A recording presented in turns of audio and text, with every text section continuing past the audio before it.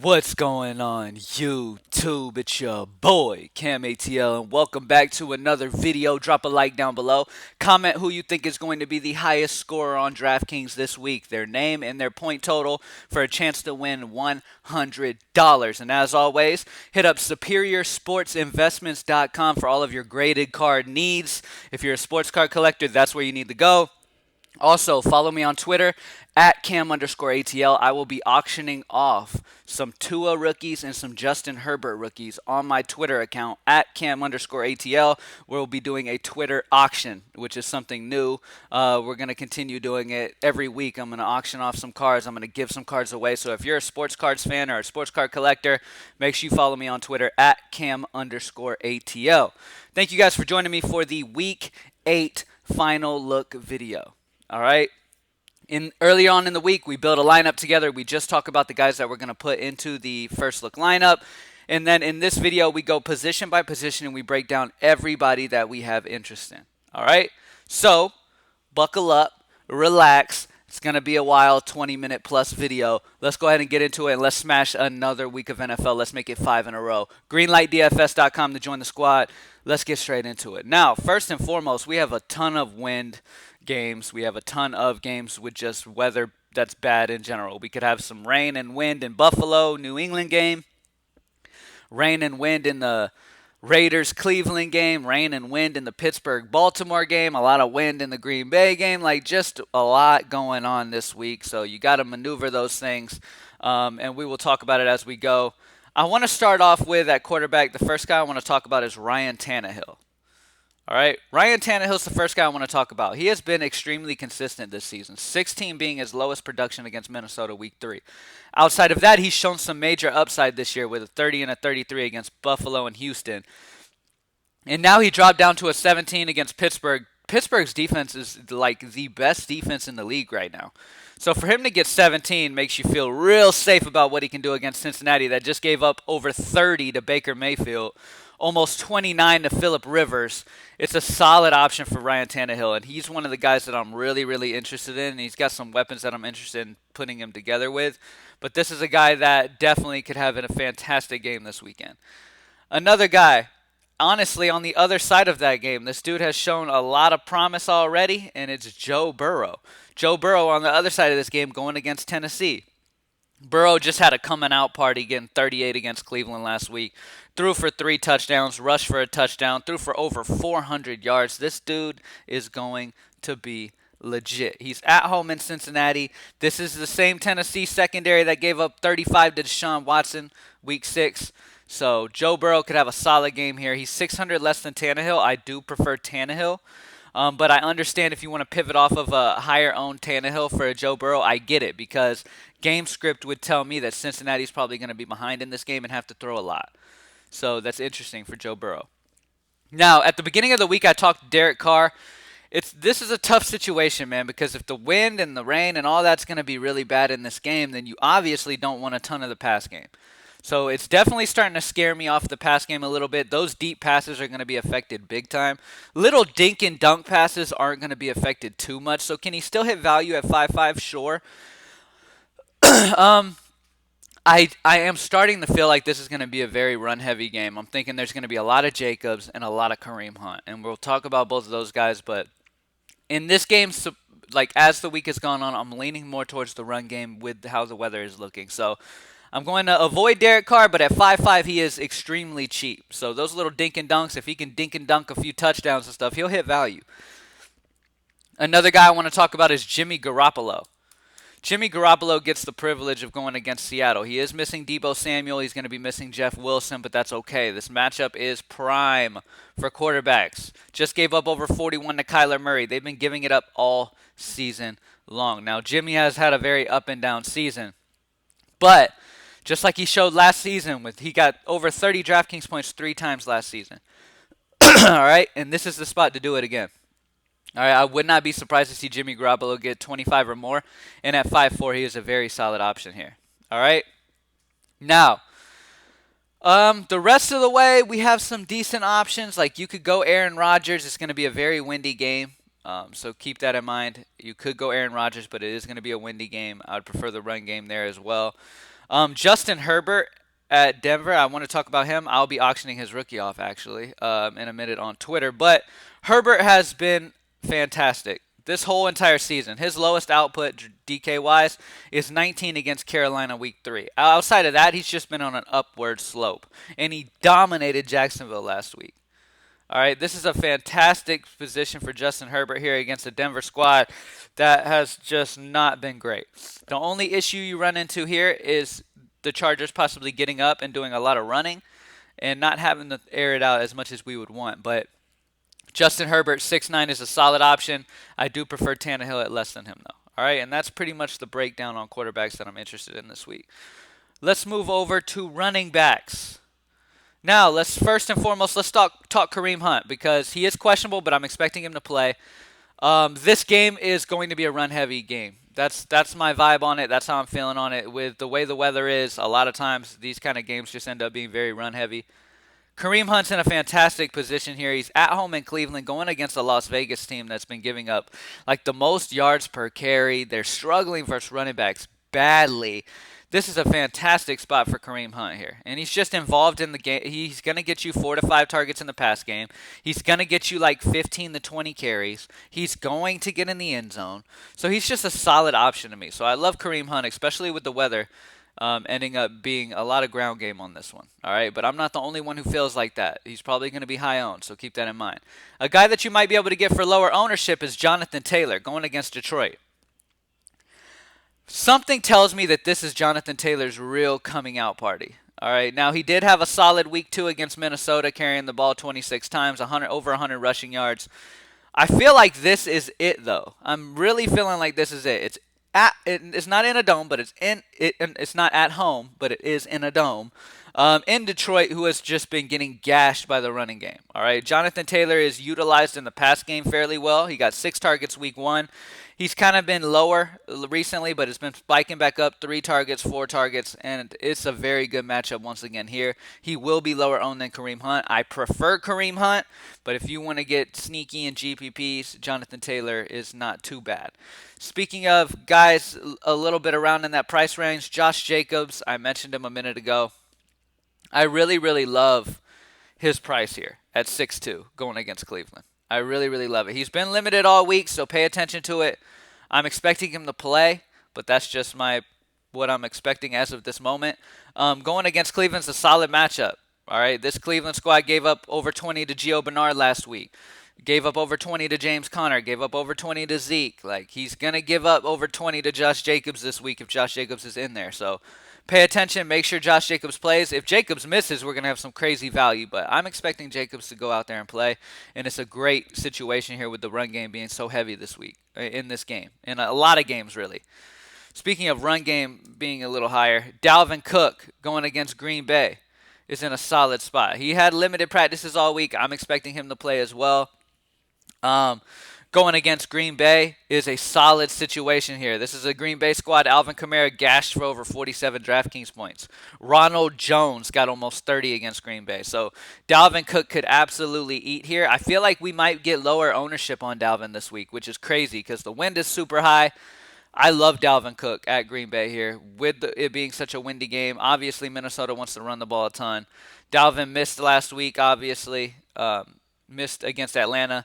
They've had some time to prepare, had a bye week, so expect them to come out and utilize Dalvin Cook to the fullest, and I really, really love him here. All right, pay attention to him. Make sure he's in. But the coach came out and said he doesn't expect Cook to be on a pitch count, so he's going to be good to go. All right? Now, Derrick Henry. Now, I don't think I'm one of the few on this. I think plenty of people are considering Derrick Henry. Derrick Henry is just one of the biggest workhorses in the NFL, plain and simple. He's going to get a ton of usage, plain and simple. Now, I like Kareem Hunt as a point per dollar better. He's 1,100 less than Derrick Henry. Jonathan Taylor is right there in that 6K range. Josh Jacobs in that 6K range. You have guys like Melvin Gordon going against his old team. You've got some guys, we'll talk about it, and we've got Alvin Kamara with Michael Thomas most likely out again in a windy game. It is a tough matchup against Chicago, but the situation's there for him. And at the end of the day, they utilize Kamara. They run him in the slot, all types of stuff.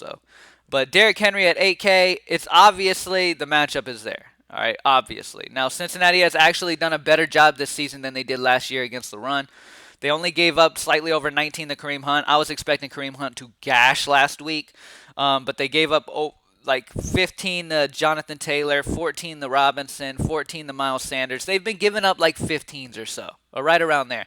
Now, this is Derrick Henry, so I wouldn't be surprised to see him get 20 plus here in this one. 8K, you don't have to play him, but I'm just letting you know he feels safe for 15 or more for sure. So if that's all you want, then cool, you'll get it. I don't think you really need to spend 8K for that, though. But yeah, that game in general, Cincinnati-Tennessee game, I definitely have some interest in that game for sure. Who else? I talked about Melvin Gordon. It definitely entices me, him going against his old team. He seems like the type of guy to really step it up in that situation. Now, obviously, this Denver team's wanting to get him, utilize him a ton. They're short so many guys. There's not many playmakers on this squad, and Gordon is their guy. He got 17 carries last week against Kansas City, 68 rushing yards, 4 targets in the pass game. He's going to get targets in the pass game. He's going to get you 5 or more, probably in this game, probably being behind a lot. He's going to get you 15 plus carries. I like Melvin Gordon a lot at 5'6". 100%. I'm on that. I'm down with it. He's going to get targets in the pass game. Denver is so beat up that he's really their only guy. It's a solid spot for him. All right. Who else? Now, Chris Carson did not practice. We're having a lot of Seattle issues when it comes to running back. They're going to be very thin, and we know Seattle likes to lean on their run game. Okay, so now Carlos Hyde is questionable. All right, you have not only Carlos Hyde, but you have Chris Carson. That's leaving us with some very slim pickings for Seattle. All right, Travis Homer is also questionable. He didn't practice Thursday. So it's getting really, really thin at that Seattle running back spot. Now, we're going to see some DJ Dallas most likely. DJ Dallas is 4K. Pay attention to this. This is a big deal. Seattle is a team that loves to utilize the run game. All right, all of these Seattle guys are out. Okay, now they just got this guy. It's pretty much free. If this guy is going to be starting and everybody is out for Seattle, it's pretty much a free square at 4K. So pay attention to it. I don't care about the matchup. It doesn't matter. Opportunity is way too good for a guy at 4K. Okay, so I'm loving this spot for him. And I'll definitely be having a lot of shares of him, especially if these guys end up out. So pay attention to that. All right, now let's switch over to wide receiver. All right. Over at wide receiver, some guys I like. I want to talk about Brandon Ayuk. Matter of fact, I just got some of his rookie cards the other day. I think this dude's going to be an absolute monster, especially with Debo out of the lineup. I think Ayuk is in a fantastic spot to smash this week. So I'll probably be doing an auction for his card after this week, after he goes crazy. Y'all will be able to get his rookie from me over there on Twitter. But Ayuk, however you say his name, is just a talented receiver in general. He's only 5'8". In a situation where if you're playing Garoppolo, you need to pair him up here with him. All right? You need to do it. Wide receivers absolutely smash Seattle. I'm liking the price at 5'8". I would love it if we get him at low ownership because he's going to have a solid game. I would not be surprised to see over 20. Once again, my boy A.J. Green, man, they're messing around with his price, man. He's been really, really good. 11 targets, 13 targets the last 2 weeks. Going against Malcolm Butler, not that big of a deal. They gave up over 17 to Juju Smith-Schuster. Gave up over 27 to Will Fuller. Over 23 to Stephon Diggs. A.J. Green's in a solid spot here. All right, you got Tyler Boyd over there, too, to take some attention off of him. I like A.J. Green here. At 4.5, he's still really cheap. So, and I think Cincinnati's going to be behind in this game and have to throw a lot. So it's a good game script for A.J. as well. A.J. Brown. I talked about loving Ryan Tannehill. I've got to love his pass catcher, obviously. He missed practice Thursday. I'm expecting A.J. Brown to play, and he's been absolutely destroying lately. All right, he's 6'9", so you're going to have to spend for him. But this is a Cincinnati squad that gave up almost 30 to DJ Chark week 4. So A.J. Brown, awesome play if you're playing Tannehill. Definitely recommend pairing him up.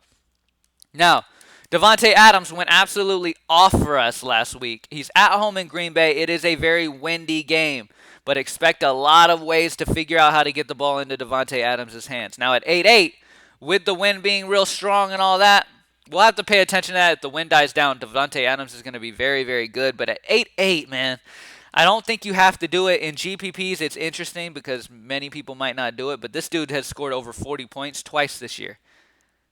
Twice already. So Davante Adams is a huge upside guy. A guy I want to talk about, Rashard Higgins, another guy I bought rookie cards from because I think he's going to have a very solid end of the year this year. The rest of the year is going to be solid for him. Rashard Higgins got 6 targets, 6 catches for 110 yards against Cincinnati last week. Now he gets to go against the Raiders. Now, this is a guy who's going to be good for these little short routes. Okay, he's going to see a lot of targets, a lot of little dink and dunk routes. So weather's not great, but he's going to get some targets here. Great matchup against Las Vegas. At 4-2, he is really, really cheap for a team that's missing Odell Beckham and is going to be targeting this guy 6+ times most likely. All right. Anybody else? There's some sneaky value that we could get into. Marcus Johnson. Marcus Johnson for the Colts. All right. This guy is bare minimum 3K. Bare min 3K. He got 8 targets last week against Cincinnati.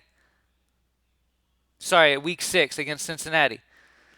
Marcus Johnson is the GPP punt guy that you play at bare min 3K this week in a dome in Detroit to be able to get the other super high upside guys around him. All right? I mean, he just makes so many things possible. So Marcus Johnson, remember that name, Marcus Johnson. All right, bare min 3K. Now, let's go ahead and talk tight end. Any more wide receivers I wanted to touch on, though? Hold on, let me see. Cooper Kupp against Miami's in a solid spot.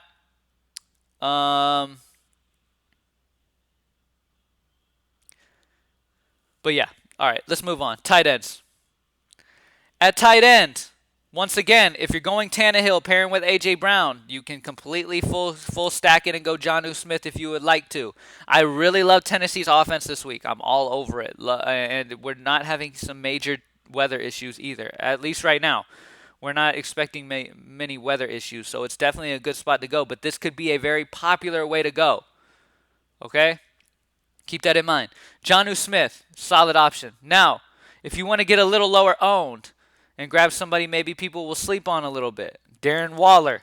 In a game where deep passes are going to be affected, you've got to expect tight ends and running backs to benefit here. So Josh Jacobs, little dink and dunks, and Darren Waller. Solid option here going against Cleveland. Cleveland's done okay against running backs this year. Against tight ends this year, but Darren Waller is a whole nother beast. This dude is super duper consistent. He's going to get you 15 or more, and he's got some upside to smash, especially if the game plan for Las Vegas is just short passes the entire game, which makes sense because deep passes are going to be affected by this heavy wind. So I definitely like Darren Waller. I think he's going to be a beast this week, and if you have the money, sure. Harrison Bryant. Now, I had a few squad members hit me up before the games last weekend was like, don't sleep on Harrison Bryant, Cam. Don't sleep on him. He's a good value, blah, blah, blah. I slept on him. I didn't have much interest in him. I wanted to go another route because I felt like Darren Fells was really sneaky in that game where they were going to be behind all game. And guess what? He got 0 targets. Doesn't matter. We still won, but still. Anyways, good job on you guys bringing his name to me and shouting him out to me before he went off, though. Harrison Bryant did fantastic last week. Dude got 5 targets. It mainly came down to him just being a huge red zone target for Mayfield last week. Now with with Odell Beckham being out, there's targets to be had. And Harrison Bryant, I wouldn't be surprised to see him have another good game. I also wouldn't be surprised to see him go back down to reality. But Harrison Bryant at 3-2 is a solid value guy. I mean, with Jonnu Smith only $900 more, I prefer Jonnu though. All right. Who else? New Orleans has been giving it up to tight ends this year. They're one of the worst in the league versus tight ends. Jimmy Graham could be where Chicago looks too heavily in this game. Expect them to definitely look a lot Jimmy Graham's way. I would not be surprised there. Outside of that, really, I want George Kittle. If you're going Garoppolo, Kittle and Ayuk are the 2 guys that I would pair there. I do want to talk real quick. I do want to go back to running backs and talk about McKinnon. I mean, Jeff Wilson's out. Deebo Samuel's out. Expect a lot out of McKinnon here, and he is a good pass-catching back. McKinnon is a guy I have a ton of interest in at 5'7". All right, so I just wanted to mention that real quick. Let's talk defenses. Pretty much those are all the guys that I'm interested in. I'm interested in George Kittle, Jonnu Smith, Darren Waller, Harrison Bryant, Jimmy Graham for GPPs. All right, defense-wise, top of my list, I love the Kansas City Chiefs still. All right, now you don't need to spend up for defense. Normally, I won't do that. Get in one of these heavy weather games. Like play a. You're gonna have to spend up for Pittsburgh or Ravens. Um, but in both those offenses will probably still find a way to score, even if it's heavy rain or wind or whatever. New England, Buffalo, both these teams should be able to score as well. The interesting spot for me would probably be I'm interested in maybe a Packers D against Minnesota, maybe at 2-9. Maybe the Dolphins against the Rams. Maybe if you're really trying to punt, that Dolphins defense has been really solid last few weeks. 12-15 the last few weeks. They've been really, really solid, and they're only 2-4. So they're a solid defense if you want to just punt it out. If you're spending up, go the Chiefs. If you're spending down, probably Dolphins or Packers. That's pretty much the way that I'm leaning towards. If you want to go the Rams against Tua, fine. I'm a believer in Tua. Stocked up on Tua rookies. I'm a believer in Tua. This week might be rough for Tua, but after that, it's going to get a lot easier. So I definitely think that Tua is going to be solid. I think the Rams defense will be okay here. But yeah, I'm wanting the Chiefs. You can go the Chargers, or I'm wanting the punt down to like Dolphins, Packers. All right. Thank you guys for joining me. GreenlightDFS.com to join the squad. Make sure you comment down below who you think is going to be the highest scorer this week. Let's get this money. Come join me over on Twitter at Cam_ATL. I'm going to be auctioning off some cards over there, some Justin Herbert and some Tua rookies over there. All right. So come join me. Peace out.